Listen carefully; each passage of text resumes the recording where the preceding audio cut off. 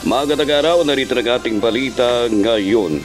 Iminungkay ng Davao City Police Office o DCPO sa lahat ng mga paaralan na magsagawa na rin ng shooting scenario drill upang mapaghanda ng posibleng insidente ng pamamaril sa loob ng mga school campus.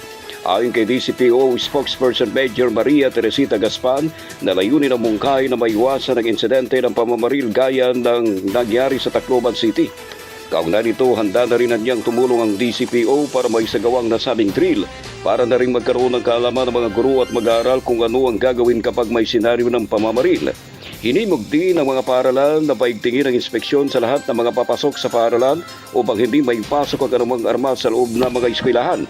Samantala, mas dadalasan ng Police Regional Office Rue 11 ang pagbisita sa mga paaralan sa Davao Region, kasunod pa rin ang insidente ng pamamaril sa Tacloban City na kinasasangkutan ng dalawang mga minor de edad na mag-aaral na ikinasawi ng 3 estudyante at ikinasugat naman ng maraming iba pa.